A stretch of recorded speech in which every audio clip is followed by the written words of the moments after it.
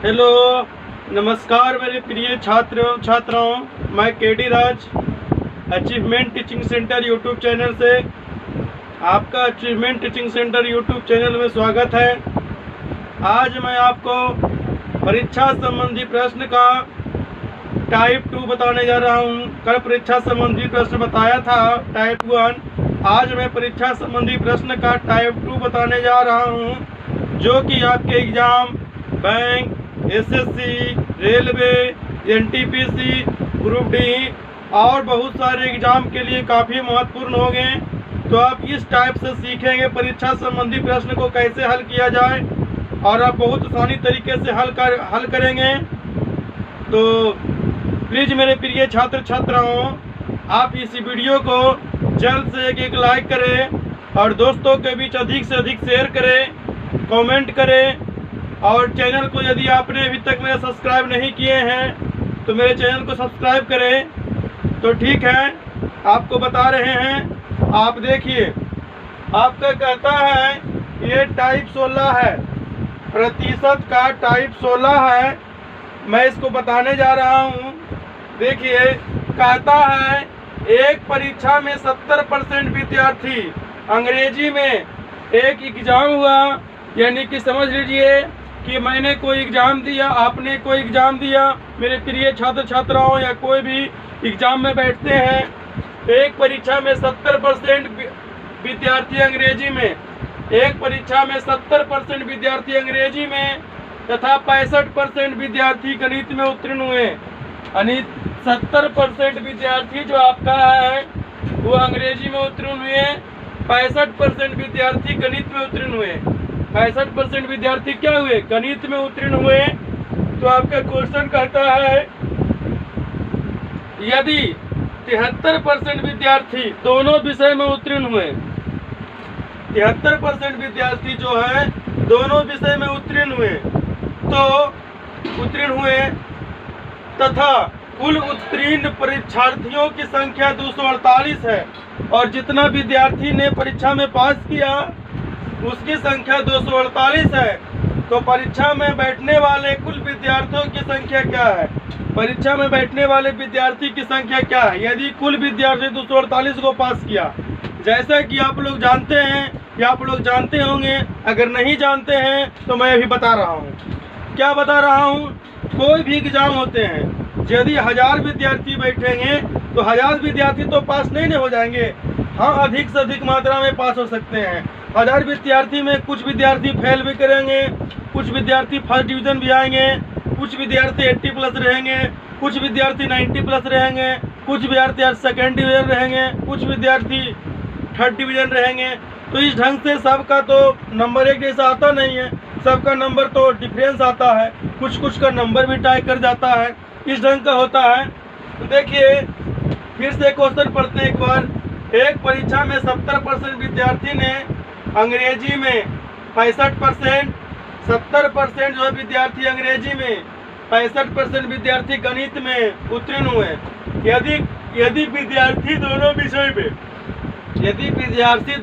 में 73% छात्र उत्तीर्ण हुए, दोनों विषय के साथ करिए हैं तो 73% विद्यार्थी दोनों विषय में पास हुए, तथा कुल उत्तीर्ण परीक्षार्थियों की संख्या 248 है, और जितना भी विद्यार्थी, कुल विद्यार्थी मतलब टोटल विद्यार्थी जो पास किया उसका संख्या आपका 248 है। तो परीक्षा में बैठने वाले कुल विद्यार्थियों की संख्या क्या है?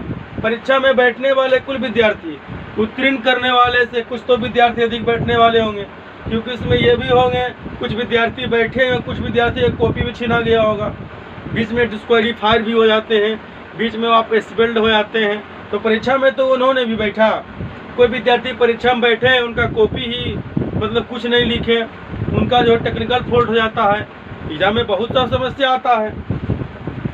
तो हाँ, देखिए, इस प्रकार से आप इस पर नोट्स है, ये नोट्स को ध्यान से देखेंगे। ये नोट्स क्या कहता है? इस प्रकार के प्रश्न के हल करने के लिए, जब इस ढंग का क्वेश्चन रहेगा तो हल करने के लिए, इस प्रकार के प्रश्नों को हल करने के लिए अलग अलग विषय में उत्तीर्ण प्रतिशत, क्या कहता है? अलग अलग विषय में उत्तीर्ण प्रतिशत जोड़ने अलग अलग विषय में उत्तीर्ण प्रतिशत को जोड़ने तथा दोनों विषय में एक साथ दिए गए उत्तीर्णांक को घटाने पर अलग अलग प्रतिशत का जो अलग अलग सब्जेक्ट का प्रतिशत उत्तीर्णों को जोड़ देंगे और जो आपका दिया हुआ है दोनों के एक साथ उत्तीर्णांक उसको घटा देंगे। उसके घटाने पर उत्तीर्णांक का प्रतिशत क्या हो जाएगा, प्राप्त हो जाएगा। उसके घटाने पर उत्तीर्णांक का प्रतिशत के मतलब हुआ जितना विद्यार्थी पास किया आपका वो निकल जाएगा। जितना विद्यार्थी पास किया वो क्या होगा, निकल जाएगा। तो आप लोग तो समझ गए होंगे, नहीं समझे तो फिर से एक बार। इस प्रकार के प्रश्न को हल करने के लिए अलग अलग विषय में उत्तीर्ण प्रतिशत को जोड़ने तथा दोनों विषय में दिए गए उत्तीर्णांक को घटाने से उत्तीर्णांक प्रतिशत प्राप्त होता है। उत्तीर्णांक प्रतिशत क्या होता है, आपका प्राप्त होता है। तो ये यानी इस प्रकार के प्रश्न जब रहेगा इसमें क्या कहता है, दोनों का अलग अलग जो प्रतिशत है यानी 70% अंग्रेजी वाला प्लस 65% गणित वाला दोनों को जोड़ देंगे।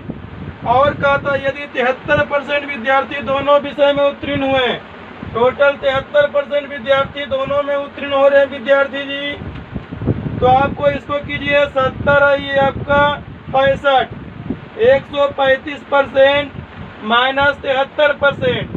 तो ऐसा करने के बाद कुल विद्यार्थी कितने उत्तीर्ण हो रहे हैं, 248। कुल विद्यार्थी कितने उत्तीर्ण विद्यार्थी जी, 248।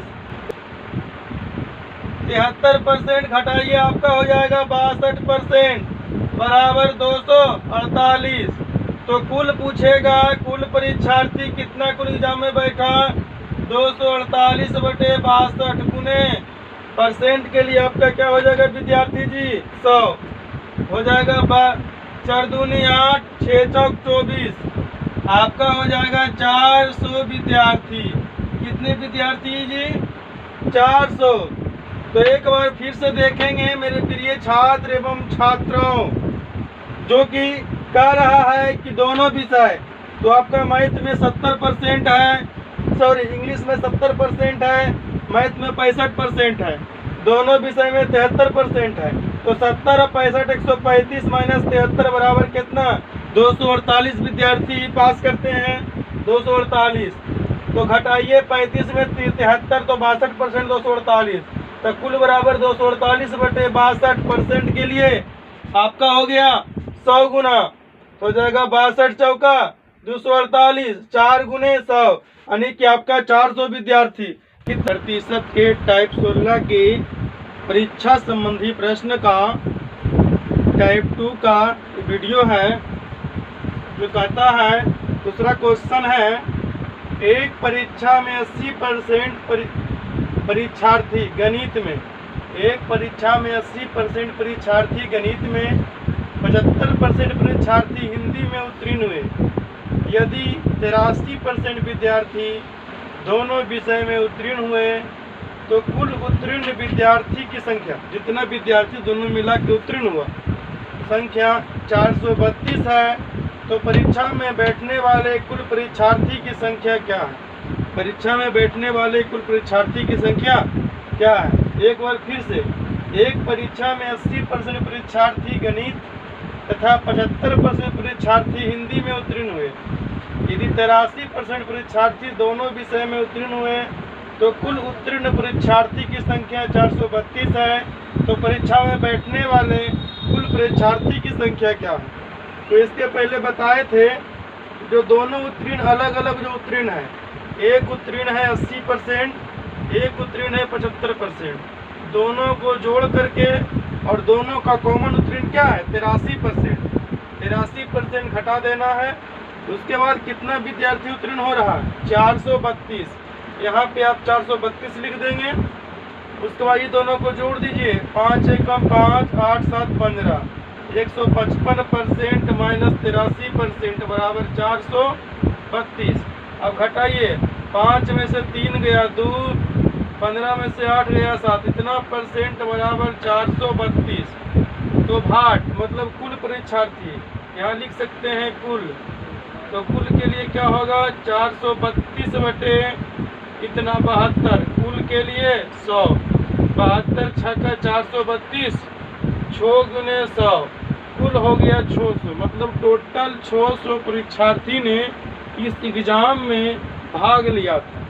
तो फिर से एक बार, एक परीक्षा में 80% परीक्षार्थी गणित था, 75% परीक्षार्थी हिंदी में उत्तीर्ण हुए। यदि 83% परीक्षार्थी दोनों विषय में उत्तीर्ण हुए तो कुल उत्तीर्ण परीक्षार्थियों की संख्या 432 है। तो परीक्षा में बैठने वाले कुल परीक्षार्थी की संख्या क्या है? परीक्षा में बैठने वाले कुल परीक्षार्थी की संख्या, तो देखिए 80% परीक्षार्थी था गणित में, 75% हिंदी में। तो इसके पहले नोट्स लिखाए थे क्वेश्चन के बाद, ये दोनों को जोड़ देना है और दोनों परीक्षा में विषय विद्यार्थी जो है उसके परसेंट को घटा देना।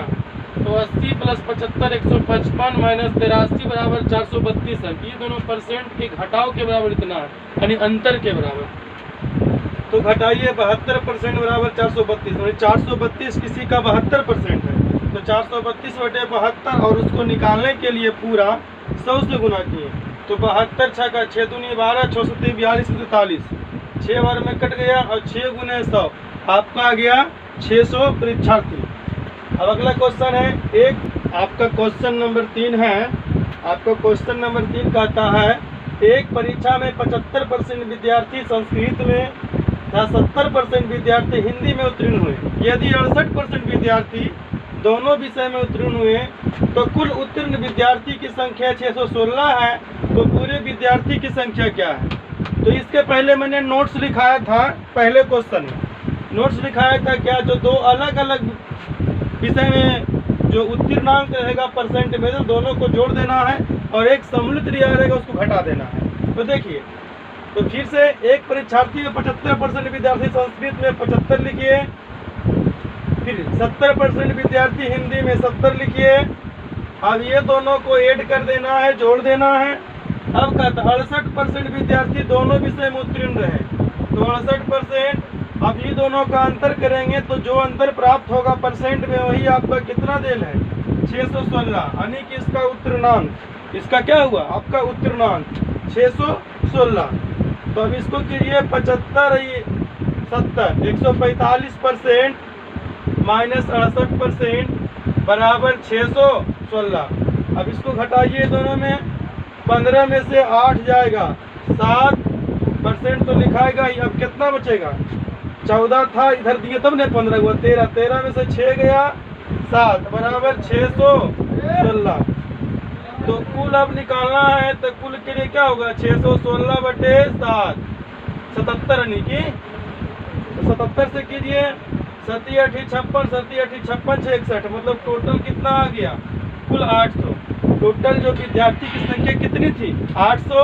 तो फिर से देखेंगे एक बार मेरे प्रिय छात्र छात्राओं, जिनको समझ में नहीं आया, एक परीक्षा में 75% विद्यार्थी जो थे संस्कृत में, 70% विद्यार्थी हिंदी में और दोनों में 68% पास किए। तो 75% 70% जोड़ दीजिए, 145 या 68, 616 जो था वो आपका पास किया विद्यार्थी था। फिर दोनों अंतर करेंगे वही पास करेगा। इसको घटा दिए 77%, 616 बटे हो जाएगा 77, 77 को भागा लगा देंगे 16 में, तो 8 हमारे में आपका फिनिश कट जाएगा। अब 8 से गुना कर दिए तो 800। तो ठीक है मेरे प्रिय छात्र एवं छात्राओं, आपको मेरा वीडियो कैसा लगा आप कमेंट में ज़रूर बताएं और वीडियो को लाइक करें। और यदि आपने अभी तक मेरे चैनल को सब्सक्राइब नहीं किए हैं तो मेरे चैनल को सब्सक्राइब करें, दोस्तों के भी शेयर करें। धन्यवाद।